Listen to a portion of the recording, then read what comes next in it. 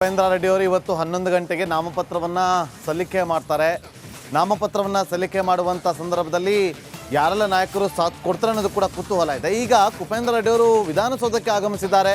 ಅವರಿಗೆ ಮಾಜಿ CM H D. Kumaraswamy ಅವರು ಸಾಥ್ ಕೊಟ್ಟಿದ್ದಾರೆ ಅನ್ನುವ ಮಾಹಿತಿ ಲಭ್ಯವಾಗ್ತಾ ಇದೆ. NDA ಅಭ್ಯರ್ಥಿಯಾಗಿ ಇವತ್ತು ಉಪೇಂದ್ರ ರೆಡ್ಡಿ ಅವರು 11 ಗಂಟೆಗೆ ನಾಮಪತ್ರವನ್ನು ಸಲ್ಲಿಸಲಿದ್ದಾರೆ. ಗೆಲ್ಲುವ ಬಗ್ಗೆ ದೇವರ ಕಡೆ ಮುಖ ಮಾಡಿದ ಕುಮಾರಸ್ವಾಮಿ ಅವರು ರಾಷ್ಟ್ರೀಯ ನಾಯಕರು, ರಾಜ್ಯ ನಾಯಕರು ಸಲಹೆ ಕೊಟ್ಟಿದ್ದಾರೆ. ಮೈತ್ರಿ ಅಭ್ಯರ್ಥಿಯಾಗಿ ಉಪೇಂದ್ರ ರೆಡ್ಡಿ ಅಭ್ಯರ್ಥಿಯಾಗಿದ್ದಾರೆ. ಚುನಾವಣೆ ವೇಳೆ ನಿರ್ಧಾರ ಆಗುತ್ತೆ ಮತಗಳ ಕೊರತೆಯ ಬಗ್ಗೆ ಅಂತೇಳಿ ವಿಧಾನಸೌಧದಲ್ಲಿ ಮಾಜಿ ಸಿಎಂ ಎಚ್.ಡಿ. ಕುಮಾರಸ್ವಾಮಿ ಅವರು ಹೇಳಿದ್ದಾರೆ. ಕೇಳಿ ಏನು ಹೇಳಿದ್ದಾರೆ ಅಂತ.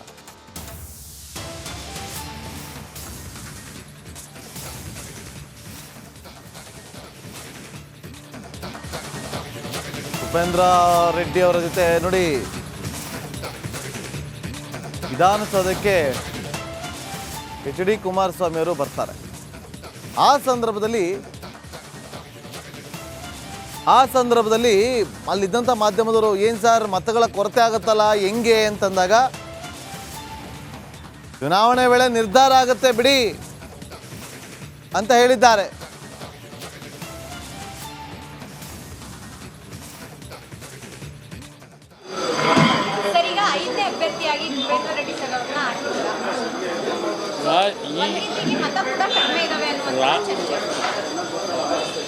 ರಾಜ್ಯಸಭೆಗೆ ಆಯ್ತಣ್ಣ ತಗೋಬೋದಾ? ಮೇಲೆ ಹೋಗ್ಬೇಕಲ್ಲ ಅರ್ಜೆಂಟ್. ರಾಜ್ಯಸಭೆಗೆ ನಾಮಪತ್ರವನ್ನು ಸಲ್ಲಿಸಲಿಕ್ಕೆ ಇವತ್ತು ಕೊನೆಯ ದಿನ ಏನಿದೆ. BJPಯ ರಾಷ್ಟ್ರೀಯ ನಾಯಕರು ಮತ್ತು BJPಯ ರಾಜ್ಯದ ನಾಯಕರು ಎಲ್ಲರ ಒಂದು ಸಲಹೆ ಮೇರೆಗೆ BJP ಮತ್ತು JDSನ NDA ಅಭ್ಯರ್ಥಿಯಾಗಿ ಉಪೇಂದ್ರ ರೆಡ್ಡಿ ಅವರನ್ನು ಚುನಾವಣೆಯಲ್ಲಿ ನಾಮಪತ್ರ ಸಲ್ಲಿಸ್ತಕ್ಕಂಥ ನಿರ್ಧಾರ ಆಗಿದೆ. ಇರ್ತಕ್ಕಂಥ ಸಂಖ್ಯೆಯ ಬಗ್ಗೆ ನಿಮಗೇನು ಅನುಮಾನಗಳಿದೆ, ಚುನಾವಣಾ ಫಲಿತಾಂಶದ ನಂತರ ಯಾವ ರೀತಿಯ ಒಂದು ತೀರ್ಮಾನಗಳಾಗುತ್ತೆ ಅಂತಕ್ಕಂಥ ನೋಡೋಣ. ಯಾಕೆಂದರೆ ಚುನಾವಣೆಯಲ್ಲಿ ನಮ್ಮ ಪಕ್ಷದಿಂದಲೂ 19 ಶಾಸಕರಿದ್ದಾರೆ. BJPಯಿಂದ ಒಬ್ಬ ಅಭ್ಯರ್ಥಿಗೆ ಸಂಖ್ಯೆ ಏನು ಬೇಕಿದೆ, ಅದ್ರ ಜೊತೆಗೆ ಅವರಲ್ಲೂ ಹೆಚ್ಚುವರಿ ಮತ ಇದೆ. ಆ ಒಂದು ಹಿನ್ನೆಲೆಯಲ್ಲಿ ವಿರೋಧ ಪಕ್ಷಗಳ ಮತಗಳು ನಷ್ಟ ಆಗಬಾರ್ದು ಅಂತಕ್ಕಂಥ ದೃಷ್ಟಿಯಿಂದ ಒಂದು ಅಭ್ಯರ್ಥಿಯನ್ನು ಚುನಾವಣಾ ಕಣದಲ್ಲಿ ನಿಲ್ಲಿಸಿ ಎರಡೂ ಪಕ್ಷಗಳ ಮೈತ್ರಿಯ ಒಂದು ಹೊಂದಾಣಿಕೆ ಇದೆ. ಈ ಮತವನ್ನು ಉಪೇಂದ್ರ ರೆಡ್ಡಿ ಅವರು ಏನೋ 5ನೇ ಅಭ್ಯರ್ಥಿ ನಿಲ್ತಾ ಇದ್ದಾರೆ, ಅವರಿಗೆ ವರ್ಗಾಯಿಸಬೇಕು ಅಂತಕ್ಕಂಥದ್ದು ನಿರ್ಧಾರ ಮಾಡಿದ್ದೇವೆ. ಸರ್, ಅದು ಸುಲಭವಾಗಿ ಗೆಲ್ಲಕ್ಕಾಗತ್ತಾ ಸರ್?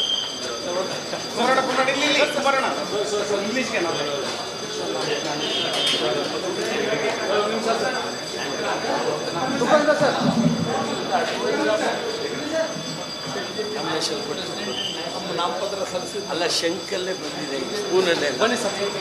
ಒಂದು ಸರ್,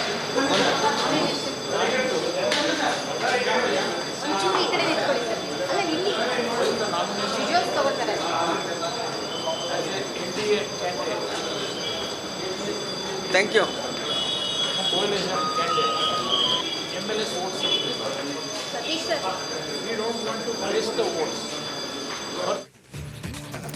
ಬಿಜೆಪಿ 5ನೇ ಕ್ಯಾಂಡಿಡೇಟ್ ಹಾಕಿರೋದ್ರಿಂದ ಬಹಳ ದೊಡ್ಡ ಕುತೂಹಲ ಈಗ ಇರೋದು ಕಾಂಗ್ರೆಸ್ ಏನ್ ಮಾಡುತ್ತೆ, ಕಾಂಗ್ರೆಸ್ನ ಪ್ರತಿತಂತ್ರ ಏನು, ರಣತಂತ್ರ ಏನು ಹಾಗಾದ್ರೆ ಅಂತ. ಕಾಂಗ್ರೆಸ್ CLP ಮೀಟಿಂಗ್ ನ ಇಂಚಿಂಚು ಮಾಹಿತಿ ನಿಮ್ಮ ರಿಪಬ್ಲಿಕ್ ಕನ್ನಡದಲ್ಲಿ. ಏನಾಗಿದೆ ಹಾಗಾದ್ರೆ? ಫುಲ್ ಅಲರ್ಟ್ ಆಗಿರಿ. ಕಾಂಗ್ರೆಸ್ನ ಅಭ್ಯರ್ಥಿಗಳಿಗೆ ಮತ್ತು ಕಾಂಗ್ರೆಸ್ನ ಎಲ್ರಿಗೂ ಕೂಡ ಆ ಥರದ ಒಂದು ಸೂಚನೆಯನ್ನ ಕೊಡಲಾಗಿದೆ. 5ನೇ ಅಭ್ಯರ್ಥಿ ನಾಮಪತ್ರ ಸಲ್ಲಿಸಿದ್ರೆ ಶಾಸಕರನ್ನ ಶಿಫ್ಟ್ ಮಾಡೋದಕ್ಕೆ, ಎಲ್ಲಿಗೆ? ಹೋಟೆಲ್ಗೆ ಶಿಫ್ಟ್ ಮಾಡೋದಕ್ಕೆ ಕಾಂಗ್ರೆಸ್ ಚಿಂತನೆಯನ್ನ ನಡೆಸಿದೆ. ಯಾರು ಕೂಡ ಅಡ್ಡ ಮತದಾನ ಮಾಡಕೂಡದು ಅಂತ ಕಿವಿ ಮಾತನ್ನ ಹೇಳಲಾಗಿದೆ. ಈಗ ಅಧಿವೇಶನ ನಡೀತಾ ಇದೆ. ಅಧಿವೇಶನ ಮುಗಿದ ಕೂಡಲೇ ಹೋಟೆಲ್ಗೆ ಶಿಫ್ಟ್ ಮಾಡಲಾಗುತ್ತಾ? ಬಹಳ ನಾರ್ಮಲ್ ಇದು. ವಿಪ್ ಜಾರಿ ಮಾಡ್ತಾರೆ, ಆಮೇಲೆ ಮತದಾನದ ಸಂದರ್ಭದಲ್ಲಿ ಅದಕ್ಕೂ ಮೊದಲು ಹೋಟೆಲ್ಗೆ ಶಿಫ್ಟ್ ಮಾಡ್ತಾರೆ. ಯಾವುದೇ ರೀತಿಯ ಕುದುರೆ ವ್ಯಾಪಾರ ನಡೀದೇ ಇರೋ ಹಾಗೆ, ಯಾವುದೇ ರೀತಿ ಕೊಡುಕೊಳ್ಳುವಿಕೆ ನಡೀದೇ ಇರೋ ಹಾಗೆ, ಅಥವಾ ಯಾವುದೇ ರೀತಿ ಅವರುಗಳ ಮತದಾರರ ಮನಸ್ಸನ್ನ ಬದಲಾವಣೆ ಮಾಡೋದಕ್ಕೆ ಆಗದೇ ಇರೋ ಹಾಗೆ ಕಾಂಗ್ರೆಸ್ ಪ್ರತಿತಂತ್ರವನ್ನು ರೂಪಿಸುವ ಅನಿವಾರ್ಯತೆಗೆ ಬಿದ್ದಿದೆ. ಇದೀಗ ಬಿಜೆಪಿ ಮೈತ್ರಿ ಅಭ್ಯರ್ಥಿಯನ್ನ ರಾಜ್ಯಸಭೆಗೆ ಕಣಕ್ಕಿಳಿಸುವ ಮೂಲಕ ಕಾಂಗ್ರೆಸ್ ಅನ್ನ ಕಟ್ಟಿ ಹಾಕೋ ಪ್ರಯತ್ನವನ್ನ ಮಾಡ್ತಾ ಇದೆ. ಹೀಗಾಗಿ ಕಾಂಗ್ರೆಸ್ ಫುಲ್ ಅಲರ್ಟ್ ಆಗಿದೆ.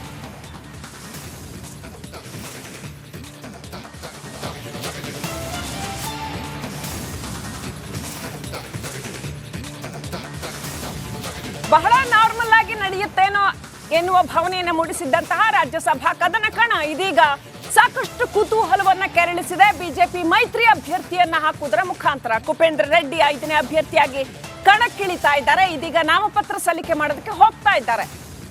ಅವರ ಗೆಲುವಿಗೆ 7 ಮತಗಳ ಅಗತ್ಯ ಇದೆ.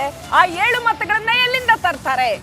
ಅಡ್ಡ ಮತದಾನ ಆಗೋದಕ್ಕೆ ಕಾಂಗ್ರೆಸ್ ಅಷ್ಟು ಸುಲಭವಾಗಿ ಬಿಡತ್ತಾ, ಅಥವಾ ಇನ್ನೊಂದು ಅಪಾಯ ಇರ್ತಕ್ಕಂಥದ್ದು ಬಿಜೆಪಿಯಿಂದ ಅಥವಾ ಜೆಡಿಎಸ್ ನಿಂದ ಯಾರಾದ್ರೂ ಅಡ್ಡ ಮತದಾನ ಮಾಡಿದ್ರೆ ಇವರಿಗೆ ಮತಗಳ ಕೊರತೆ ಬೀಳುತ್ತಲ್ವಾ, ಅದಕ್ಕೇನು ಪ್ರತಿತಂತ್ರ? ಹೀಗೆ ಸಾಕಷ್ಟು ರಾಜಕೀಯ ಲೆಕ್ಕಾಚಾರಗಳು ನಡೀತಾ ಇದೆ. ರಾಜಕೀಯ ಪಡಸಾಲೆಯಲ್ಲಿ ಇವೆಲ್ಲವೂ ಕೂಡ ಕೇಳಿ ಬರ್ತಾ ಇದೆ. ಈಗ ಕಾಂಗ್ರೆಸ್ ಯಾವ ರೀತಿಯ ಆಟವನ್ನ ಆಡತ್ತೆ? ತನ್ನ ಶಾಸಕರನ್ನ ಹೋಟೆಲ್ಗೆ ಶಿಫ್ಟ್ ಮಾಡುವ ಬಗ್ಗೆ ಕಾಂಗ್ರೆಸ್ ಚಿಂತನೆ ನಡೆಸ್ತಾ ಇದೆ ಅಂತ ಹೇಳಲಾಗ್ತಾ ಇದೆ. ಯಾಕಂದ್ರೆ ಅವರ 20 ಮತ ಉಳಿತದೆ. ಹೀಗಾಗಿನೇ ಜೆಡಿಎಸ್ ನಿಂದ ಕುಪೇಂದ್ರ ರೆಡ್ಡಿ ನಿಲ್ಬೋದು ಅನ್ನೋ ಚರ್ಚೆ ನಡೀತಾ ಇದೆ. ಹೌದಾ ಸರ್? JDS ಯಾರನ್ನೇ ಮಾಡಿದ್ರು ನಮ್ಮ ಪಾರ್ಟಿ ಬೆಂಬಲ ಮಾಡ್ತೀರಿ. ಅವರು ಕೇಂದ್ರದ ನಾಯಕರ ಜೊತೆ ಮಾತಾಡಬೇಕು. ಇನ್ನೊಂದು ಅಭ್ಯರ್ಥಿ ಹಾಕಂಗಿದ್ರೆ ನಮ್ಮ ಕೇಂದ್ರದ ನಾಯಕರ ಜೊತೆ ಮಾತಾಡಬೇಕು. ಅವರು ಮಾತಾಡ್ತಾರೆ. ಇನ್ನೂ ಅವ್ರ ಅಭ್ಯರ್ಥಿನ ಫೈನಲ್ ಮಾಡಿಲ್ಲ. ನೆನ್ನೆನೂ ಕೂಡ ಬಂದಿದ್ದರು, ರೇವಣ್ಣ ಅವರು ಎಲ್ಲ ಬಂದಿದ್ರು, ಮಾತಾಡಿದ್ರಿ ನಾವು. ಅವರು ಫೈನಲ್ ಮಾಡಿದ್ರೆ ಅವ್ರು ಕೇಂದ್ರದ ಜೊತೆ ಮಾತಾಡ್ತೀವಿ. ಇದಿಷ್ಟು ಅಶೋಕ್ ಅವರ ಹೇಳಿಕೆ. ರಾಜ್ಯಸಭೆ ಚುನಾವಣೆಗೆ ಈಗಾಗಲೇ ಬಿಜೆಪಿ ಒಂದು ಅಭ್ಯರ್ಥಿ ಫೈನಲ್ ಆಗಿದೆ, ಇನ್ನೊಂದು JDSಗೆ ಬಿಟ್ಟಿದ್ದೀವಿ. ಅವ್ರು ಯಾರೇ ಅಭ್ಯರ್ಥಿ ಹಾಕಿದ್ರು ಅವ್ರಿಗೆ ಬೆಂಬಲ ವ್ಯಕ್ತಪಡಿಸುವ ಮಾತನ್ನು ಹೇಳ್ತಾ ಇದ್ದಾರೆ. ಕ್ಯಾಮ್ರಾ ಪರ್ಸನ್ ಮಂಜು ಜೊತೆ ಸತೀಶ್ ಕುಮಾರ್, ರಿಪಬ್ಲಿಕ್ ಕನ್ನಡ. ಹೀಗಾಗಿನೇ JDS ನಿಂದ ಕುಪೇಂದ್ರ ರೆಡ್ಡಿ ನಿಲ್ಬೋದು ಅನ್ನೋ ಚರ್ಚೆ ನಡೀತಾ ಇದೆ. ಹೌದಾ ಸರ್? JDS ಯಾರನ್ನೇ ಮಾಡಿದ್ರು ನಮ್ಮ ಪಾರ್ಟಿ ಬೆಂಬಲ ಮಾಡ್ತೀರಿ. ಅವರು ಕೇಂದ್ರದ ನಾಯಕರ ಜೊತೆ ಮಾತಾಡಬೇಕು. ಇನ್ನೊಂದು ಅಭ್ಯರ್ಥಿ ಹಾಕಂಗಿದ್ರೆ ನಮ್ಮ ಕೇಂದ್ರದ ನಾಯಕರ ಜೊತೆ ಮಾತಾಡಬೇಕು. ಅವರು ಮಾತಾಡ್ತಾರೆ. ಇನ್ನೂ ಅವ್ರ ಅಭ್ಯರ್ಥಿನ ಫೈನಲ್ ಮಾಡಿಲ್ಲ. ನೆನ್ನೆನೂ ಕೂಡ ಬಂದಿದ್ದರು, ರೇವಣ್ಣ ಅವರು ಎಲ್ಲ ಬಂದಿದ್ರು, ಮಾತಾಡಿದ್ರಿ ನಾವು. ಅವರು ಫೈನಲ್ ಮಾಡಿದ್ರೆ ಅವ್ರು ಕೇಂದ್ರದ ಜೊತೆ ಮಾತಾಡ್ತೀವಿ. ಇದಿಷ್ಟು ಅಶೋಕ್ ಅವರ ಹೇಳಿಕೆ. ರಾಜ್ಯಸಭೆ ಚುನಾವಣೆಗೆ ಈಗಾಗಲೇ ಬಿಜೆಪಿ ಒಂದು ಅಭ್ಯರ್ಥಿ ಫೈನಲ್ ಆಗಿದೆ, ಇನ್ನೊಂದು JDSಗೆ ಬಿಟ್ಟಿದ್ದೀವಿ. ಅವ್ರು ಯಾರೇ ಅಭ್ಯರ್ಥಿ ಹಾಕಿದ್ರು ಅವ್ರಿಗೆ ಬೆಂಬಲ ವ್ಯಕ್ತಪಡಿಸುವ ಮಾತನ್ನು ಹೇಳ್ತಾ ಇದ್ದಾರೆ. ಕ್ಯಾಮ್ರಾ ಪರ್ಸನ್ ಮಂಜು ಜೊತೆ ಸತೀಶ್ ಕುಮಾರ್, ರಿಪಬ್ಲಿಕ್ ಕನ್ನಡ. ಈ ಬಗ್ಗೆ ಡೀಟೇಲ್ಸ್ ಪಡ್ಕೊಳ್ಳೋಣ. ನಮ್ಮ ಜೊತೆ ವಿಜಯ್ ನೇರ ಸಂಪರ್ಕದಲ್ಲಿದ್ದಾರೆ. ವಿಜಯ್, ಪೊಲಿಟಿಕಲ್ ನ್ಯೂಸ್ ಅಂದ್ರೆ ರಿಪಬ್ಲಿಕ್ ಕನ್ನಡ ಅನ್ನೋದನ್ನ ಮತ್ತೊಮ್ಮೆ ಸಾಬೀತು ಮಾಡಿದ್ದೀರಾ.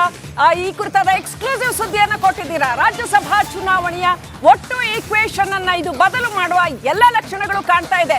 ಏನೇನೆಲ್ಲ ಆಗ್ಬೋದು ವಿಜಯ್? ಕಾಂಗ್ರೆಸ್ ಏನು ಮುಂಜಾಗ್ರತಾ ಕ್ರಮಗಳನ್ನ ಕೈಗೊಳ್ಳಬಹುದು, ಅಥವಾ ಅಡ್ಡ ಮತದಾನವನ್ನ ತಪ್ಪಿಸೋದಕ್ಕೆ ಬಿಜೆಪಿ ಕಡೆಯಿಂದ ಅಡ್ಡ ಮತದಾನ ಆಗೋ ಹಾಗೆ ಏನಾದ್ರೂ ಪ್ಲಾನ್ ಮಾಡ್ತಾ ಇದ್ದಾರಾ? ಯಾವೆಲ್ಲ ರೀತಿಯ ರಾಜಕೀಯ ಚಟುವಟಿಕೆಗಳು ಗರಿಗೆದ್ರಿದ್ದಾವೆ?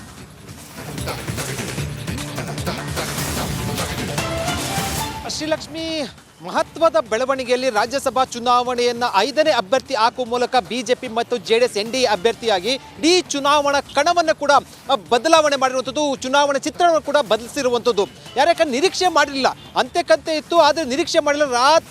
ತಡರಾತ್ರಿ ಆದ ಬೆಳವಣಿಗೆ ಹಿನ್ನೆಲೆಯಲ್ಲಿ ಬಿಜೆಪಿ ಹೈಕಮಾಂಡ್, ಅದರಲ್ಲೂ ಅಮಿತ್ ಶಾ ಅವರ ಸೂಚನೆಯ ನಂತರ 5ನೇ ಅಭ್ಯರ್ಥಿ ಹಾಕೋದಕ್ಕೆ ತೀರ್ಮಾನ ಆಗಿರುವಂಥದ್ದು.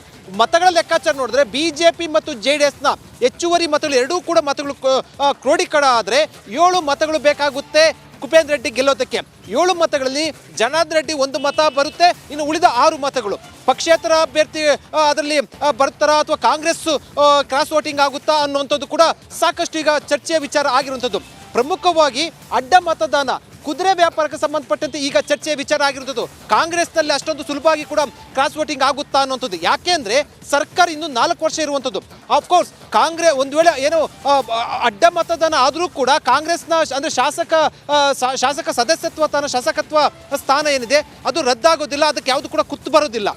ಆದರೆ ಶಾಸಕತ್ವ ಸ್ಥಾನ ಕುತ್ತು ಬರಲ್ಲ ಅಂತಂದ್ರೂ ಕೂಡ ಯಾರು ಅಡ್ಡ ಮತದಾನ ಹಾಕಿದ್ರು ಅನ್ನೋಂಥದ್ದು ಕೂಡ ಗೊತ್ತಾಗುತ್ತೆ. ವಿಪ್ ಉಲ್ಲಂಘನೆ ಆಗೋದಿಲ್ಲ, ವಿಪ್ ಕೊಡ್ಬೋದು, ಆದರೆ ವಿಪ್ ಉಲ್ಲಂಘನೆ ಮಾಡೋದಕ್ಕೆ ರಾಜ್ಯಸಭಾ ಚುನಾವಣೆಯಲ್ಲಿ ಬರೋದಿಲ್ಲ. ಆದರೆ ಯಾರು ಅಡ್ಡ ಮತದಾನ ಹಾಕಿದ್ರು ಅನ್ನೋಂಥದ್ದು ಎಲ್ಲ ಪಕ್ಷಗಳು ಕೂಡ ಗೊತ್ತಾಗುತ್ತೆ, ಏಜೆಂಟ್ಗೆ ತೋರಿಸ್ಬೇಕಾಗುತ್ತೆ. ಅವರು ಒಂದು ರೀತಿಯಲ್ಲಿ ಪಕ್ಷದಲ್ಲಿ ಒಂದು ರೀತಿಯಲ್ಲಿ ಕಷ್ಟದ ಪರಿಸ್ಥಿತಿಗೆ ಸಿಲುಕಬೇಕಾಗುತ್ತೆ.